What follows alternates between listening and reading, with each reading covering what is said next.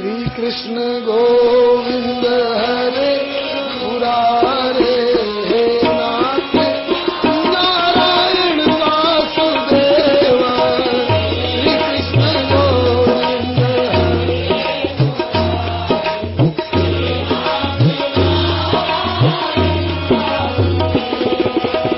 श्री कृष्ण गोविंद हरे मुरारे हे नाथ नारायण वासुदेव।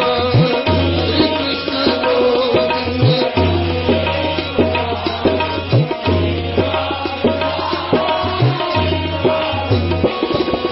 हे नाथ नारायण वासुदेव।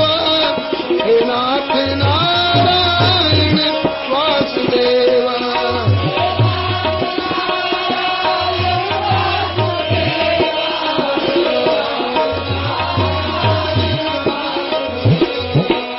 श्री कृष्ण गोविंद हरे मुरारे हे नाथ नारायण वासुदेव।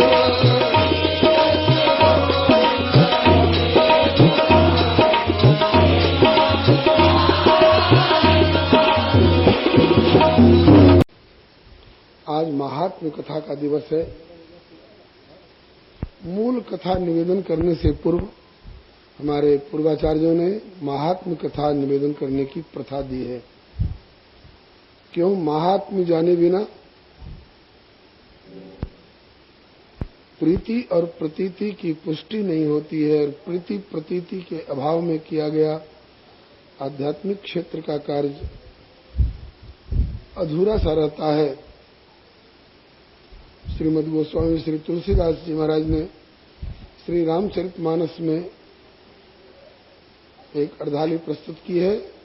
उनकी जाने बिनु नहीं होई प्रतीति और बिना प्रतीति होई नहीं प्रीति और प्रीति बिना नहीं भक्ति दृढ़ाई। जिमित खगपति जल के चिकनाई। जैसे जल की चिकनाई स्थिर नहीं होती है, स्थायी नहीं होती है, इसी तरह से प्रीति और प्रतीति के बिना भक्ति की दृढ़ता नहीं होती है और प्रीति प्रतीति और श्रद्धा भक्ति के बिना किया गया आध्यात्मिक क्षेत्र का कार्य सम्यक फलदायक प्राय नहीं होता है। तो श्रीमद् भागवत का पूरा लाभ हम ले सके, इसके लिए आवश्यक है कि हम प्रीति प्रतीति पूर्वक कथा सुने। और प्रीति प्रतीति पूर्वक कथा सुनने के लिए पहले कथा का महात्म्य सुनना समझना आवश्यक है। इसीलिए पूर्वाचार्यों ने मूल कथा के पूर्व श्रीमद् भागवत महात्म्य कथा कहने की प्रथा दी है। महात्म्य कथा में प्राय 2-3 बातें प्रमुखतया बताई जाती हैं। पहली बात तो ये कि श्रीमद् भागवत की कथा हम क्यों सुने, श्रीमद् भागवत की कथा सुनने से हमें क्या लाभ हो सकता है। श्रीमद् भागवत की कथा सुनने से हमें क्या लाभ हो सकता है, क्योंकि जब तक लाभ का लोभ न हो तब तक किसी भी प्राकृतिक कार्य में भी भौतिक कार्य में भी लोगों की प्रवृत्ति प्राय नहीं होती है। तो श्रीमद् भागवत के सुनने से हमें क्या लाभ होगा, प्रथम बात। दूसरी बात महात्म्य कथा में बताई जाती है कि क्या हमसे भी पूर्व किसी ने इस कथा से कुछ लाभ प्राप्त किया है। अगर हाँ तो किसने किसने और कैसा कैसा लाभ किस किस स्तर तक का प्राप्त किया है। और तीसरी बात कि हम किस तौर तरीके से, किस ढंग से, किस विधि विधान से श्रीमद् भागवत की कथा सुने, जिससे कि कथा का सही सही लाभ हम एक ही बार के श्रवण में प्राप्त कर सके। जिस समय हम कथा सुन रहे हैं उस अवधि में हमारा खान पान, हमारी रहनी, हमारी बोली भाषा, हमारी भावना कैसी होनी चाहिए, इन सारी बातों की जानकारी श्रीमद्भागवत महात्म्य में प्राय दी जाती है। महात्म्य श्रीमद्भागवत महापुराण का किंतु वर्णित है श्री पद्म पुराण के उत्तरखंड में 6 अध्यायों में। वही 6 अध्याय श्रीमद्भागवत महात्म्य के रूप में निवेदन किया जाता है। अब तक तो श्रीमद्भागवत महात्म्य का महात्म्य निवेदन किया गया, अब श्रीमद्भागवत महात्म्य निवेदन किया जा रहा है। अथ श्री पद्म पुराणे उत्तरखंडे श्रीमद्भागवत महात्म्ये प्रथमोऽध्याय। श्री हरे नमः। सच्चिदानंद रूपाय विश्वोत्पत्त्यादि हेतवे तापत्रय विनाशाय श्रीकृष्णाय वयं नुमः। यं प्रव्रजन्तमनुपेतमपेत कृत्यं द्वैपायनो विरह कातर आजुहाव पुत्रेति तन्मयतया तरवोऽभिनेदुस्तं सर्वभूतहृदयं मुनिमानतोऽस्मि। नैमिषे सूतमासीनम् अभिवाद्य महामतिं कथामृतरसास्वादकुशलः शौनको ब्रवीत्। शौनकुवाच अज्ञानध्वान्तविध्वंसकोटिसूर्यसमप्रभ सूताख्याहि कथासारम् मम कर्णरसायनम्। भक्तिज्ञानविरागाप्तो विवेको वर्धते महान् मायामोहनिरासश्च वैष्णवैः क्रियते कथम्। ये घोरे कलौ प्रायो जीवश्चासुरतां गतः क्लेशाक्रान्तस्य तस्यैव शोधने किं परायणम्। श्रेयसां यद्भवेत् श्रेयः पावनानां च पावनम् कृष्णप्राप्तिकरं शश्वत्साधनं तद्वदाधुना। चिन्तामणिर्लोकसुखं सुरद्रुः स्वर्गसम्पदम् प्रयच्छति गुरुप्रीतो वैकुण्ठं योगिदुर्लभम्। श्री हरे नमः।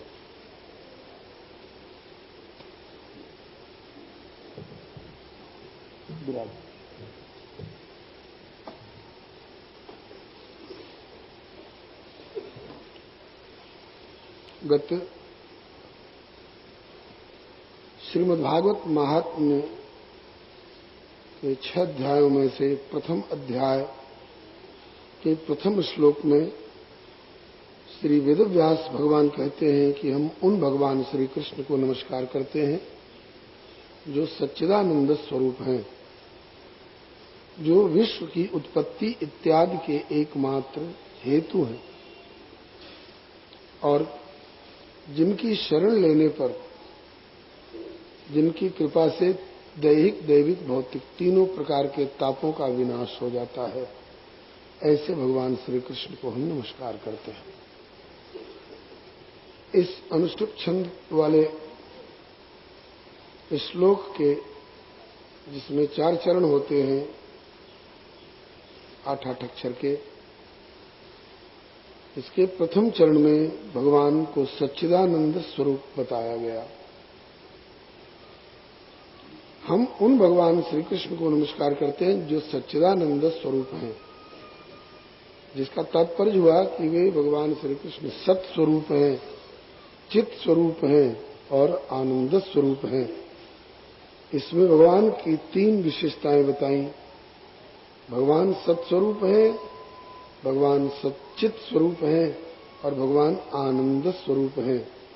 सत का क्या तात्पर्य, चित का क्या तात्पर्य और आनंद का क्या तात्पर्य, पूज्य चरण गुरुदेव श्री भक्तमाली जी महाराज, जिनसे श्री भक्तमाल जी का एवं श्रीमद् भागवत जी का प्रसाद प्राप्त हुआ है, उनकी कृपा से ऐसा सुनने समझने को मिला है। श्री महाराज जी सच्चिदानंद की व्याख्या में कहा करते, सत्य कहिए जो बिन से नाही और चित्त चैतन्य सकल घट माई और आनंद घट घट करे अनंदा, ललिता को नाम सच्चिदानंदा। सत कहिए जो विन से नहीं। सत उसको कहते हैं जिसका कभी विनाश नहीं होता है, जिसका कभी अभाव नहीं होता है, अर्थात जो सदा से था और अब भी सर्वत्र जिसकी सत्ता है और जो आगे भी सदा सदा रहेगा, उसी को सत कहते हैं। जो बीच में पैदा हुआ और बीच ही में विनष्ट हो जाने वाला है, उसे सत नहीं, उसे असत कहते हैं। असत और सत दोनों का एक दो नमूना ले लेंगे तो बात समझ में आ जाएगी। पानी में हवा और बूंद की ठोकर लगने से अर्ध गोलाकार बबूला उठ जाता है, देखे होंगे आपने। वो दो मिनट पहले भी नहीं था और उठने के 2 मिनट बाद भी नहीं रहेगा, तो यह पानी का बबूला असत्य है। हम लोगों का यह शरीर भी मां के पेट में आने से पहले नहीं था और चिता पर जाने के बाद भी नहीं रहेगा, इसलिए यह शरीर भी हमारा असत्य है। मदारी, बाजीगर, जादूगर, इंद्रजाल वाले खाली हाथ दिखाकर एक मिट्टी की डली लेते हैं और फिर 1-2 बार हाथ घुमा के फूंक मारते हैं, कहते हैं कि ये क्या है, बोले चांदी का रुपया है।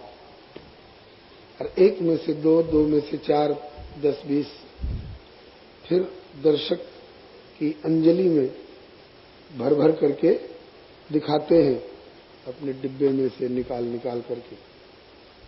तो उस समय देखने में लगता है कि इसके पास चांदी के रुपयों का ढेर है और मिट्टी की डली से चांदी का रुपया बना देने की कला इसके पास है।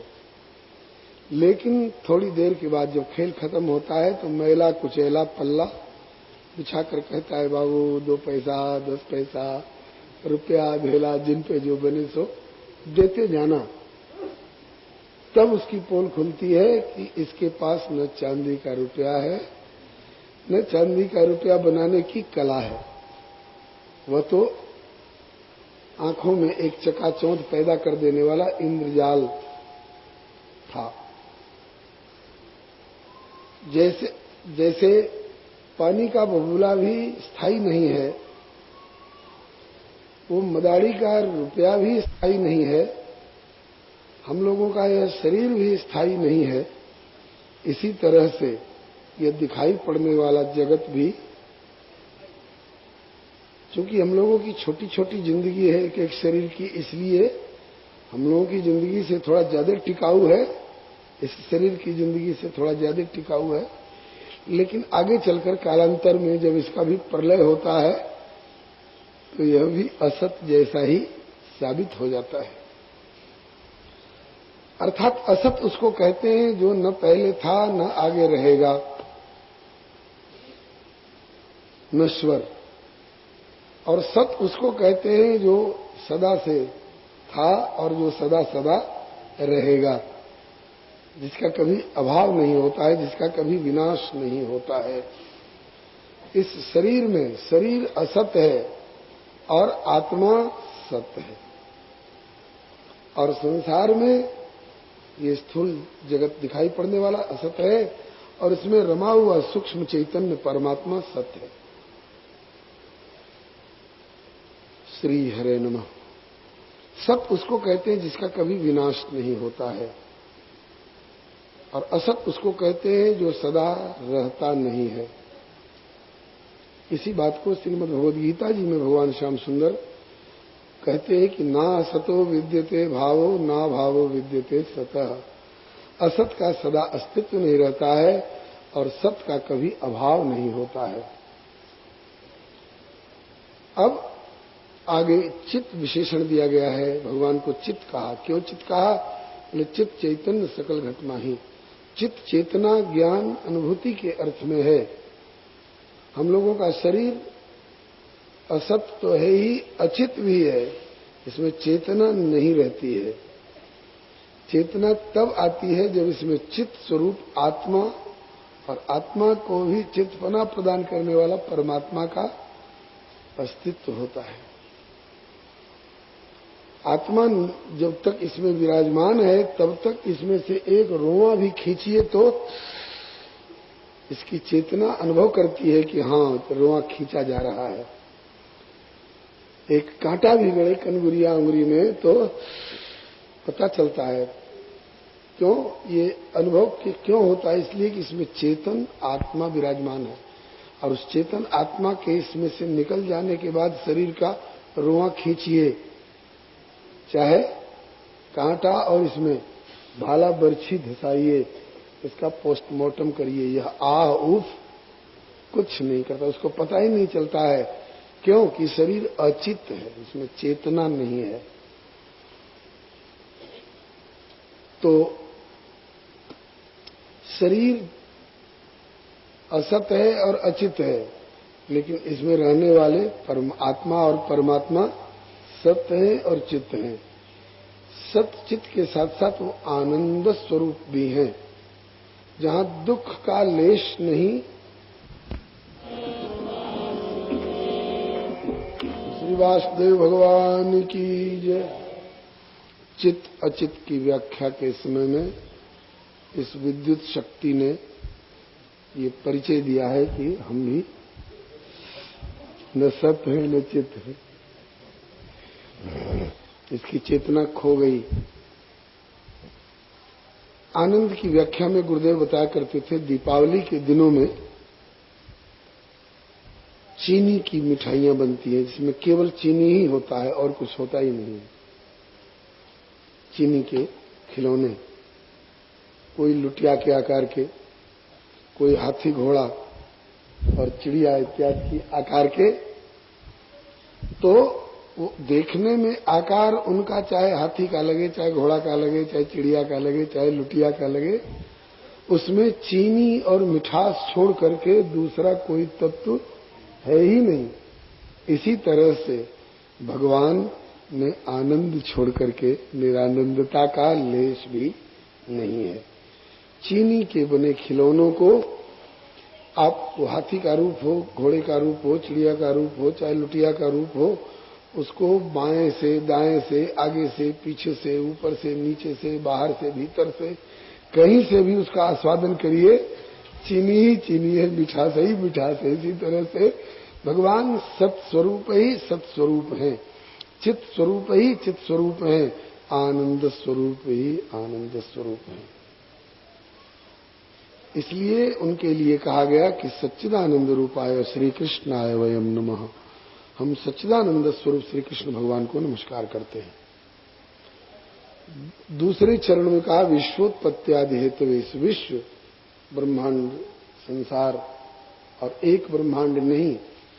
जैसे एक अंगूर के डंठल में, गुच्छे में सैकड़ों अंगूर गुथे रहते हैं, इसी तरह से कोटि कोटि ब्रह्मांड जिनके एक एक रोम रोम में विराजमान रहते हैं।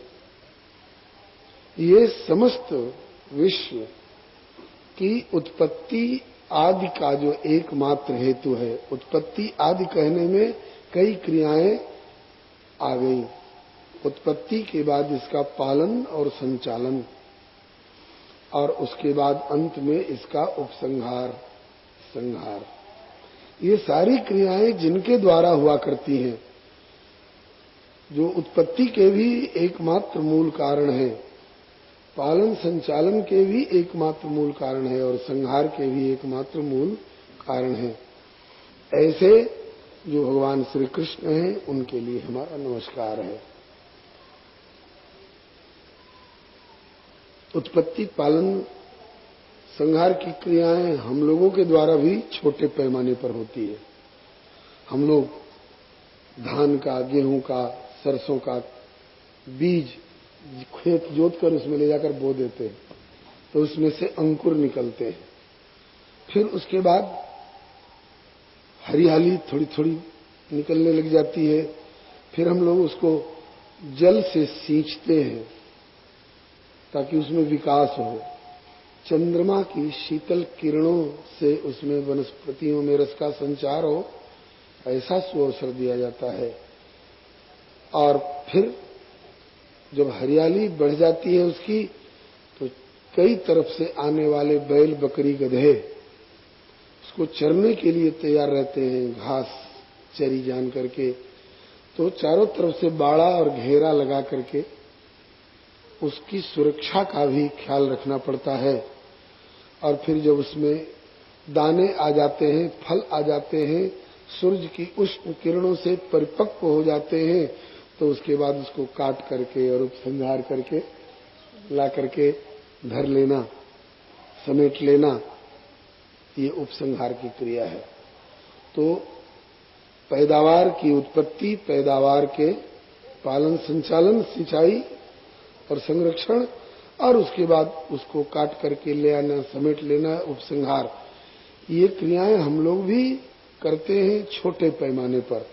हम लोगों का जो उत्पत्ति पालन संचालन की क्रिया है, ये छोटे पैमाने लघु उद्योग के ढंग का है।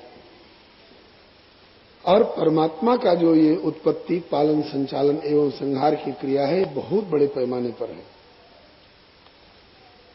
लेकिन हम लोगों के द्वारा उत्पत्ति पालन संचालन और उपसंहार की क्रिया में और परमात्मा के द्वारा उत्पत्ति पालन संचालन एवं उपसंहार की क्रिया में अंतर है। क्या अंतर है? हम लोग परमात्मा की बनाई हुई धरती में परमात्मा के दिए हुए बैल और हल से जुताई करके परमात्मा का दिया हुआ बीज बोते हैं, और परमात्मा के द्वारा उत्पन्न किए हुए जल से उसकी सिंचाई करते हैं। परमात्मा के द्वारा प्रकट किए हुए चंद्रमा से उसकी किरणों में, चंद्रमा की किरणों के द्वारा वनस्पतियों में रस का संचरण का अवसर देते हैं, और परमात्मा के द्वारा प्रकट किए हुए सूर्य की किरणों से उन वनस्पतियों में संचरित रस के परिपक्व होने का अवसर देते हैं।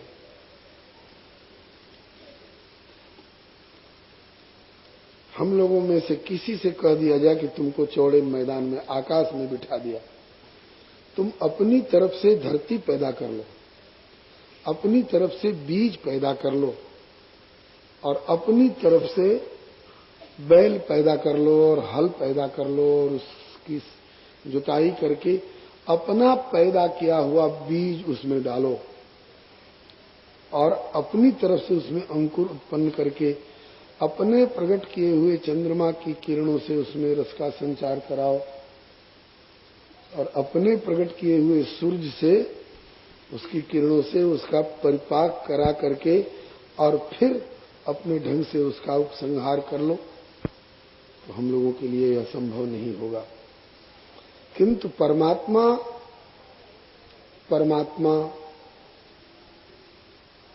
चाहे उसको कोई धरती दे चाहे न दे, उसको कोई बीज दे चाहे न दे, उसको कोई जल दे चाहे न दे, वो अपने संकल्प से इन सारी वस्तुओं को प्रकट करके और फिर उसके बाद उनका विस्तार, उनकी उत्पत्ति पालन संचालन एवं उपसंहार इत्यादि सारी क्रियाएं वो करता रहता है।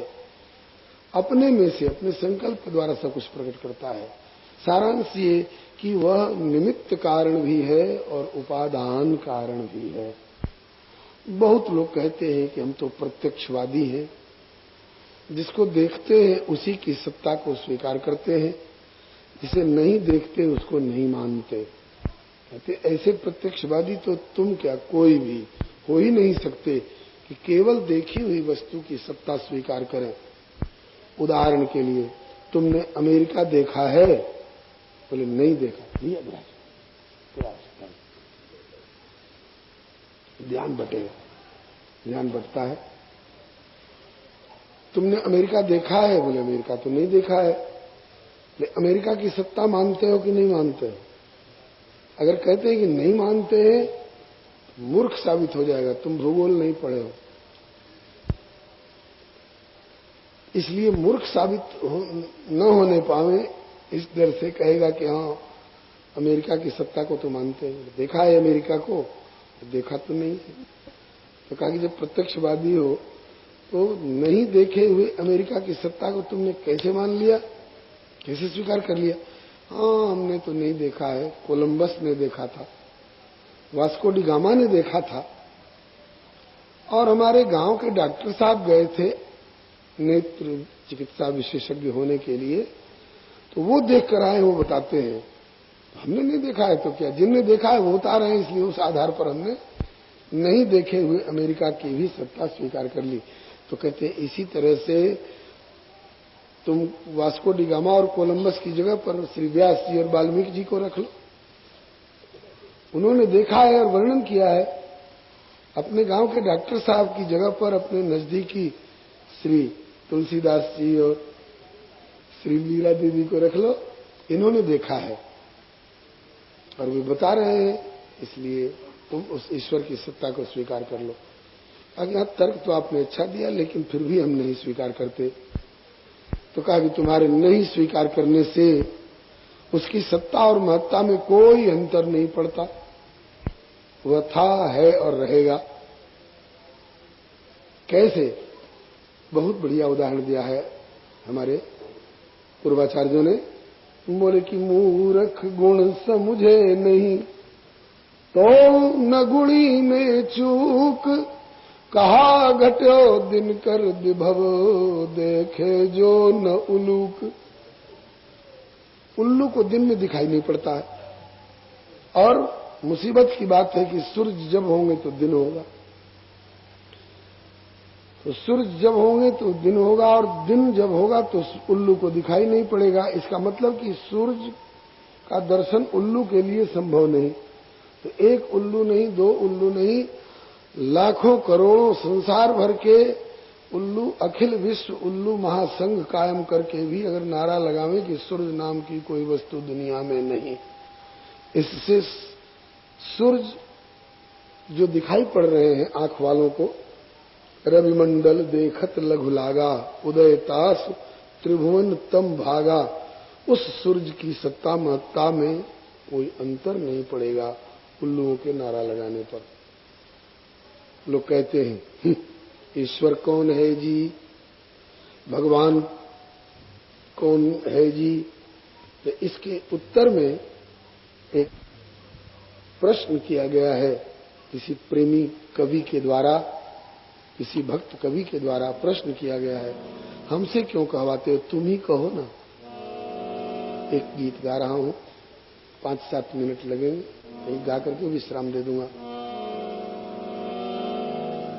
आप कहेंगे गीत गाने की क्या आवश्यकता है, विश्वोत्पत्त्यादि हेतु की व्याख्या हो रही है। जो कहते हैं कि ईश्वर कौन है, उनसे पूछा जा रहा है कि तुम ही कहो ना, कहो वह कौन है, बोलो वह कौन है,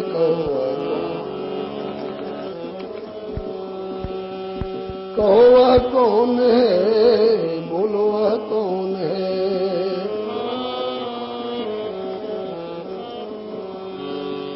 सूरज की लाली में और चंदा की उजियाली में, जो है हरियाली में वृक्षों की डाली डाली में, शिशु की बोली में, कोयल की मधुर कूकों में, प्रेमी पपैया की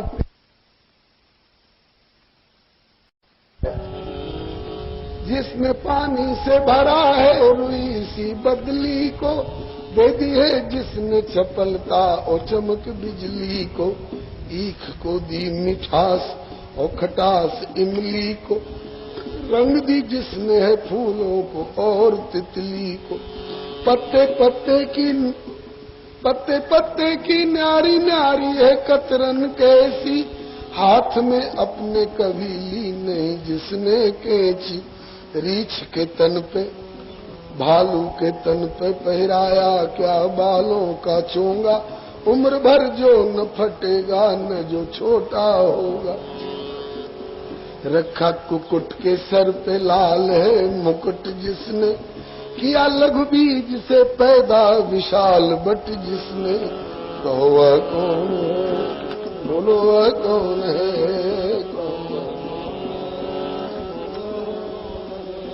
वही जगदीश्वर है, वही परमेश्वर है, वही जगदीश्वर ईश्वर है, वही परमेश्वर है। छोड़िए, क्या आवश्यकता है आकाश पाताल का विश्लेषण करने की? आप अपनी ओर देखिए, अपने शरीर की बाहरी बनावट की ओर देखिए, इसकी भीतरी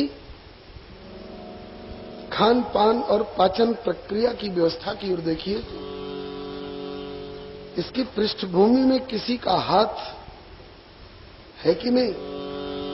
इस सफाई से ये मानुष का चोला जिसने सिया, अचरज तो ये है कि सुई ना धागा हाथ लिया।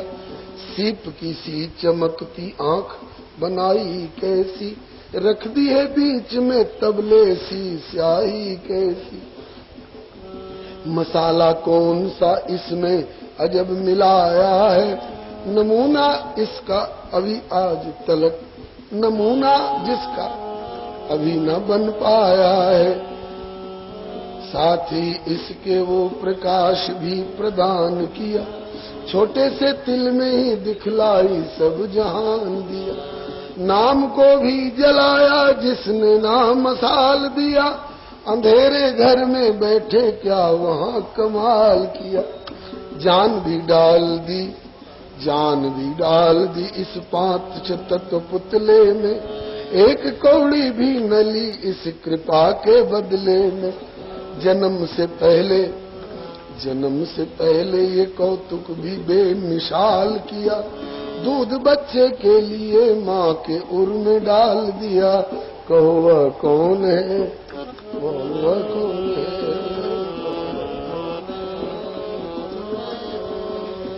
वही जगदीश्वर है, वही परमेश्वर है, वही सर्वेश्वर है, वही विश्वंभर है, वही जनरेटर है, वही ऑपरेटर है, वही जनरेटर है, वही क्रिएटर है, वही डिस्ट्रॉयर है, वही प्रलयंकर है, वही शिव शंकर है। सबकी करनी का यथा योग्य जो फल देता है, सदा निष्पक्ष न रिश्वत किसी से लेता। एक रस है जो जन्मता न मरा करता है, सदा पल भर में हरा करता है। कीड़े कुंजर सभी का पेट भरा करता, विश्व का चक्र ये जिसके नियम से चलता है। भोर उगता है सूरज सांझ समय ढलता है, पवन बहता है और पावक प्रचंड जलता है। सिंधु भी देख लो मर्यादा से न टलता है, जिसकी इच्छा के बिना फूल नहीं खिलता है, जिसकी सत्ता के बिना पत्ता नहीं हिलता है। कहो वह कौन है, बोलो वह कौन है, कहो वही रमैया है, वही कन्हैया है, वही रमैया। सारे ब्रह्मांडों को जो आप किए धारण है, जन का त्रिताप हरण और तरण तारण, जिसके सुमिरण से होता विघ्न भय निवारण। भूल जाना ही जिसे सब दुखों का कारण, जिसको पाने में स्वर्ग की बहार कुछ भी नहीं, जिसके आगे किसी सुंदर का प्यार कुछ भी नहीं। चक्रवर्ती स्वराज में है सार कुछ भी नहीं, जिसके सम्मुख कुबेर धन अपार कुछ भी नहीं। काष्ठ में अग्नि है जैसे हवा गगन में, मेहंदी में लाली है और गंध जो सुमन में है। दही में घृत है और पुतली जो नयन में है, यूं बसा जो प्रकाश प्राणियों के तन में। कहो वह कौन है, बोलो वह कौन है।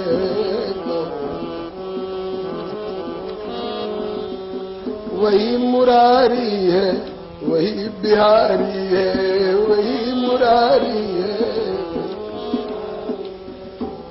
गिरिवरधारी है, वही त्रिपुरारी है, वो गिरिवरधारी, वही त्रिपुरारी है, वही रमैया है, वही कन्हैया है।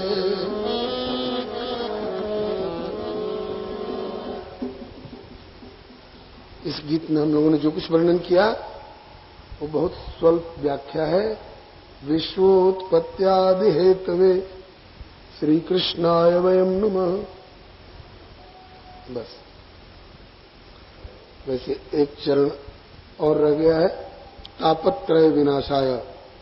जीव को अनेक प्रकार के ताप सताते रहते हैं। कभी शरीर में ही ऐसा ताप आ जाता है बोले 106 डिग्री हो गया, और कभी वायुमंडल में इतना ताप हो जाता है कि लोग कहते हैं कि आग बरस रही है। और वायुमंडल और शरीर की का ताप थोड़ा सम भी रहे तो मानसिक ऐसी ऐसी वेदनाएं आती हैं, बोले बेटा नालायक हो गया है, और डकैतों की नोटिस आ गई है, दैवी प्रकोप हो गया, भूकंप हो गया, ये हो गया, वो हो गया।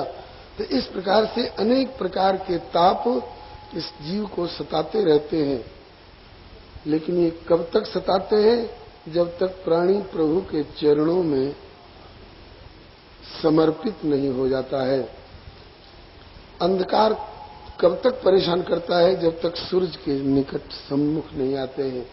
जाड़ा कब तक सताता है? जब तक आग के पास नहीं पहुंचते हैं।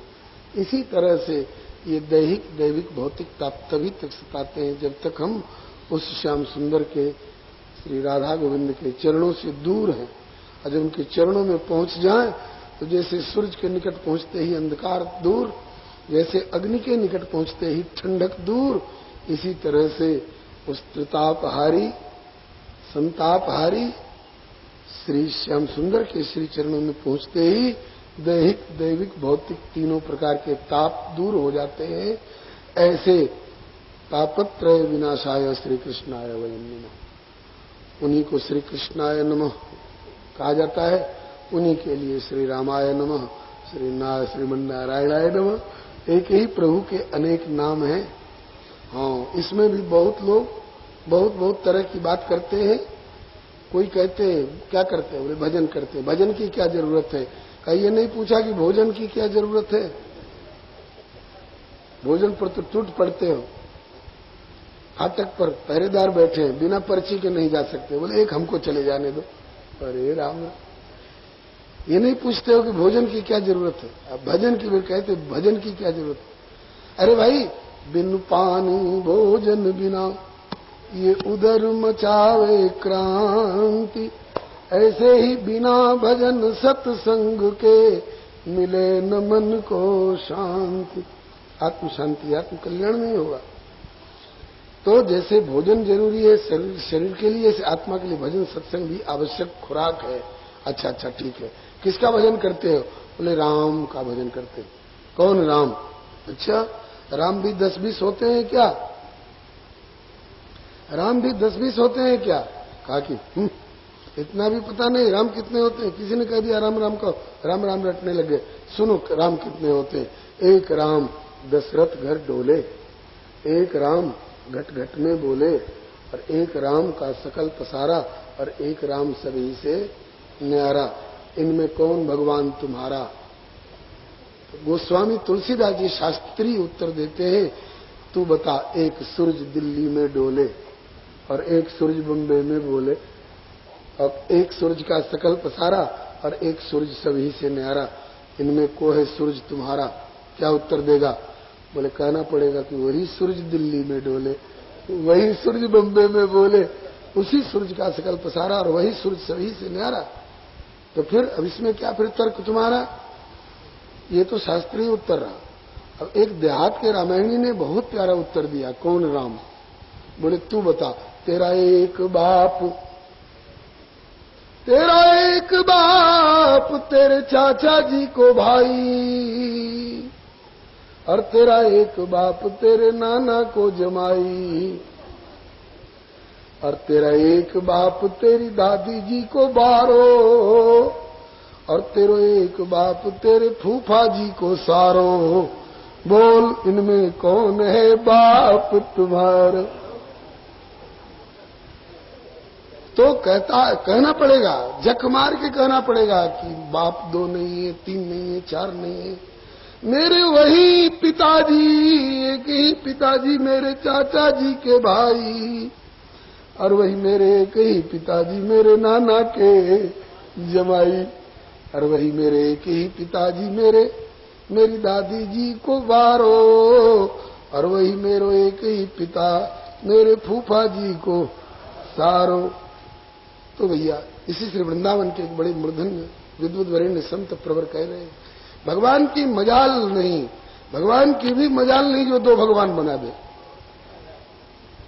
हाँ, एक ही भगवान अनेक अनेक रूपों में व्यक्त हो करके, अनेक प्रकार की पोशाक पहन करके अनेक प्रकार की लीला कर सकता है। अब तुम्हारी रुचि जिसमें हो उस नाम से, उस रूप से उनको पुकारो, पूजो, आराधन करो, ठीक है। पेड़ा कौन चीज का बनता है जी? अब बर्फी कौन चीज की बनती है जी? और कलाकंद कौन चीज का बनता है जी?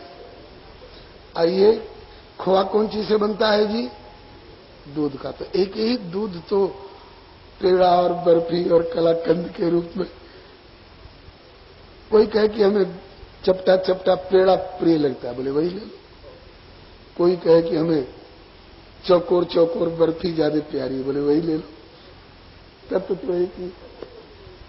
इस प्रकार से श्री वेद व्यास भगवान ने कहा, हम उन भगवान श्री कृष्ण को नमस्कार करते हैं जो सत स्वरूप, चित स्वरूप, आनंद स्वरूप है, जो विश्व की उत्पत्ति, पालन, संचालन एवं संहार इत्यादि के एकमात्र निमित्त कारण भी है, उपादान कारण भी है, जो शरणागत के दैविक भौतिक तीनों प्रकार के तापों का विनाश कर देने वाले हैं। ऐसे भगवान को हमारा नमस्कार है। सच्चिदानंद रूपाय विश्वोत्पत्त्यादि हेतवे तापत्रय विनाशाय श्री कृष्णाय वयं नमः।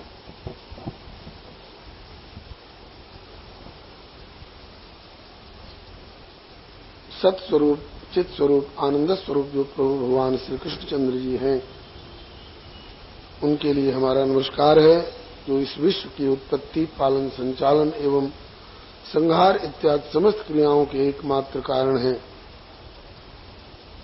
उनके लिए हमारा नमस्कार है, जिनकी शरण लेने पर दैहिक, दैविक, भौतिक तीनों प्रकार के तापों का विनाश हो जाता है। ऐसे भगवान श्री कृष्ण के लिए हमारा नमस्कार है। ऐसा श्री वेद व्यास भगवान ने निवेदन किया। अब आगे के श्लोक में श्री सुखदेव जी महाराज, जो श्रीमद् भागवत के परम रसिक शिरोमणि प्रवक्ता हैं, उनके लिए नमस्कार किया जा रहा है। यम प्रव्रजन्तमनुपेतमपेत कृत्यम द्वैपायनो विरह कातर आजुहाव पुत्रेति तन्मयतया तर्वो विनेदुस्तम सर्वभूत हृदय मुनिमानतोस्मि। जो श्री सुखदेव जी जन्म से ही ऐसे ज्ञानवान, वैराग्यवान प्रकट हुए कि मां के पेट से बाहर आते ही जंगल का रास्ता पकड़ लिए, जिनके पीछे पीछे विरह कातर होकर के इनके पिता श्री वेदव्यास जी, जो 24 अवतार में से एक हैं, वे पीछे पीछे डोले, सुख सुख, पुत्र पुत्र, ऐसा कहते हुए श्री सुखदेव जी ने काफी दूर तक तो पहले तो कोई उत्तर ही नहीं दिया, बहुत दूर जाने के बाद उत्तर भी दिया तो सुको हम कह करके एकात्मता भाव भावित ऐसा उत्तर दिए कि एक श्री सुखदेव जी के सुको हम कहने से सारे वृक्षों से आवाज आने लग गई, सुको हम, मैं सुख हूं। वृक्ष की आत्मा कहने लगी कि मैं सुख हूं। अब किसको आप पुत्र मानिएगा? सारी आत्माएं और सुखदेव जी की आत्मा कहते हैं कि इसमें उनमें कोई अंतर नहीं। पंडित की, ज्ञानी की परिभाषा दी जाती है, आत्मवत् सर्वभूतेषु यः पश्यति स पंडितः। जो अपनी आत्मा के ही समान सब आत्माओं को समझे, उसका नाम पंडित है, वो ज्ञानी है। हमारे जैसे लोगों के लिए ये बात केवल वाणी में उलझ कर रह जाती है, लेकिन श्री सुखदेव जी ने इसको व्यावहारिक रूप में करके दिखा दिया। एक श्री सुखदेव जी के बोलने से सब वृक्ष की आत्मा बोल उठी सुकोहम सुकोहम सुकोहम। ऐसे सर्वभूतांतरात्म स्वरूप श्री सुखदेव जी को हमारा सर्वतोभावेन नमस्कार है। अब आगे वर्णन करते हैं कि नैमिषारण्य क्षेत्र में व्यास गद्दी पर विराजमान श्री सूत जी का पूजन अभिनंदन करके 88,000 ऋषियों के प्रतिनिधि श्री शौनक जी ने उनसे जिज्ञासा की। ये 88,000 ऋषि शौनक जी के साथ प्रयाग से चल करके नैमिषारण्य क्षेत्र में पधारे हैं। इन प्रयाग का हो हल्ला भीड़ भब्बड़ देख करके घबराहट के मारे शांत एकांत खोजते हुए श्री शौनक जी नैमिषारण्य क्षेत्र में आए हैं। ये नैमिषारण्य क्षेत्र लखनऊ के आसपास में पड़ता है। इनके साथ 88,000 ऋषि विराजमान है। संख्या तो इनकी 88,000 की है, लेकिन मनोवृत्ति इनकी एक है, आराधना उपासना पद्धति एक है। इसलिए संख्या से इनके शांत एकांत पने में कोई अंतर नहीं पड़ा। श्री भगवत रसिक जी श्री वृंदावन के बड़े ऊंचे अनुभवी संत हुए हैं। उनका कहना है कि इष्ट मिले और मन मिले, मिले भजन रस रीत, तो मिलिए तहां निशंको है कीजे 300 प्रीत। संख्या चाहे जितनों की हो, लेकिन मन मिल रहा हो, इष्ट मिल रहा हो, भजन की रसरीत पद्धति मिल रही हो, तो संख्या अधिक होने से शांत एकांत में कोई बाधा नहीं होती है। आइए अब श्री शौनक जी ने जिज्ञासा की। कैसे शौनक जी ने? बोले कथामृत रसास्वाद कुशल शौनको ब्रवीत। कथा रूपी अमृत का आस्वादन करने में परम कुशल श्री शौनक जी ने जिज्ञासा की। सब कथा रूपी अमृत का आस्वादन करने में कुशल नहीं है। भैंस और गधे ये कथा का रस आस्वादन करने में कुशल नहीं, इनकी मंद बुद्धि है। ऐसे ही मनुष्यों में भी कुछ ऐसी बुद्धि वाले लोग होते हैं जो पूरी रामायण सुना दीजिए और उसके बाद उनको ये निर्णय करना कठिन हो जाएगा कि राम राक्षस था कि रावण राक्षस था। हाँ, ऐसा उदाहरण गुरु जी सुनाया करते थे। तो कथा रूपी अमृत का आस्वादन करने में जो कुशल हैं, ऐसे श्री शौनक जी ने जिज्ञासा की। भगवान अज्ञान ध्वांत विध्वंस कोट सूर्य समप्रभ सूताख्याय कथासारम मम कर्ण रसायनम। हे श्री सूत जी, बाहर के आकाश में सूरज का उदय होता है तो रात्रि का अंधकार दूर हो जाता है।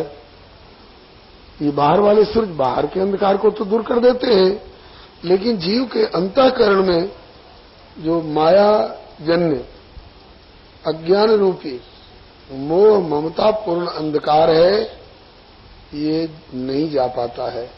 वो कैसे जाता है? बोले आप जैसे संत सदगुरु मिल जाएं और उनके हृदय में ज्ञान रूपी सूर्य जो विद्यमान है, उनकी किरण वाणी के रूप में निकले, कानों के माध्यम से हृदय में पहुंचे, तो वो अज्ञान रूपी अंधकार दूर हो जाता है। तो अज्ञान रूपी अंधकार को दूर करने के लिए एक नहीं करोड़ों सूर्य के समान प्रभावान आप जैसे संत सदगुरु के श्री चरणों में हमारा प्रणाम है। कृपा करके हमें कथा सुनाइए, और कथा ही नहीं, सूताख्याय कथा सारम, समस्त कथाओं का जो सारतम भाग है, निचोड़। जैसे कोई कहता है कि हमें पौधा दीजिए, कोई कहता है हमें वृक्ष दीजिए, हमें बगीचा दीजिए, कोई कहता है कि हमें नहीं इसका फल दीजिए, कोई कहता है कि फल में भी छिलका गुठली वाला अंश है, उसको भी छोड़ करके हमको उसका निचोड़ा हुआ रस ही दीजिए। इसी तरह से कहते हैं कि हमें ये कथा की वृक्षावली और फल और गुठली और छिलका से कोई मतलब नहीं। समस्त कथाओं का जो सारतम निचोड़ा हुआ भाग है, वह रस हमें पान कराइए। और केवल अपने लिए ही व्यक्तिगत जिज्ञासा नहीं करते हैं। संसार में 3 तरह के जीव होते हैं, विषयी, साधक, सिद्ध, सयाने। त्रिविध जीव जग वेद बखाने। विषयी प्राणी का शोधन कैसे हो, इनका साधन पथ श्री हरे नमः। विषयी प्राणी का शोधन कैसे हो, ये आसुरी भाव को छोड़ करके शरीर मानव का मिला है तो मानवता से संपन्न हो, और साधन पथ पर चलने लगे और साधक जनों के लिए उनका मार्ग आलोकमय और प्रशस्त करके, निष्कंटक मार्ग करके और उस पर चलने के लिए बल प्रदान करने वाली कथा सुनाइए। और वह कथा सुनाइए जिससे सिद्ध कोटि के महानुभावों को भी भगवत रसानुभूति और भगवत कृपानुभूति हो। अपने व्यक्तिगत स्वार्थ संबंधी जिज्ञासा करने वाले बहुत होते हैं। हमें धन कैसे मिलेगा, हमें पुत्र कैसे मिलेगा, हमें पद कैसे मिलेगा, हमें प्रतिष्ठा कैसे मिलेगी। ऐसी जिज्ञासा से संत प्रसन्न नहीं होते। लाख आप उनको, जो व्यापारी वर्ग के होंगे उनकी बात न्यारी है, लेकिन साधुता संपन्न जो संत होते हैं वो दुनियादारी की जिज्ञासा से धन कैसे होगा, पुत्र कैसे होगा, पद कैसे होगा, प्रतिष्ठा कैसे होगी, स्वर्ग कैसे मिलेगा, इन सब जिज्ञासाओं से संत को प्रसन्नता नहीं होती है। वो तो आत्म कल्याण संबंधी जिज्ञासा हो, भगवत चरित्र संबंधी जिज्ञासा हो, इससे संतों के हृदय की कली खिलती है। बहुत प्रसन्न हुए।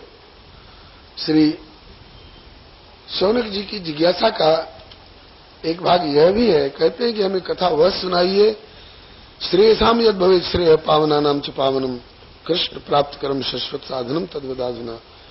कल्याण करने वाले भी जिस कथा से अपना कल्याण की आशा रखते हैं, औरों को पवित्र करने वाले भी जिस कथा से पवित्र स्वयं हुआ करते हैं, और कृष्ण प्राप्त कर्म शाश्वत साधनम तद्वदाधुना, वह कथा सुनाइए जो साक्षात भगवत प्राप्ति करा दे। हाँ, संसार में देने वाले बहुत तरह के लोग हैं। सेठ साहूकार, राजा महाराज, चिंतामणि, ये प्रसन्न हो जाए तो जगह जमीन हाथी घोड़ा दे सकते हैं, सोना चांदी हीरा मोती दे सकते हैं। लेकिन इनसे कहिए कि हमें स्वर्ग का विमान ला दीजिए, हमें सोमरस के प्याले मंगा दीजिए, हमें अप्सराएं मंगा दीजिए, ये हाथ जोड़ लेंगे। ये हमारे वश की बात नहीं है। ये कौन देगा?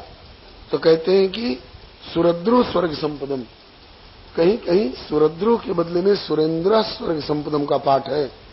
तो सुरद्रु का मतलब देवताओं का द्रुम वृक्ष, कल्प वृक्ष जिसको कहते हैं, जो देवलोक में होता है, और सुरेंद्र कहने से देवताओं के राजा इंद्र।